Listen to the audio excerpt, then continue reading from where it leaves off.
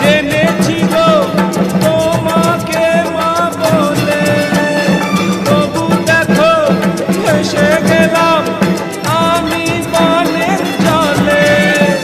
শুধু তুমি ছাড়া আর তো কেউ নেই যে আমার,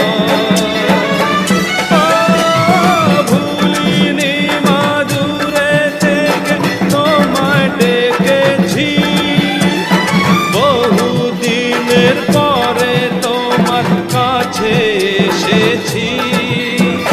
আজকে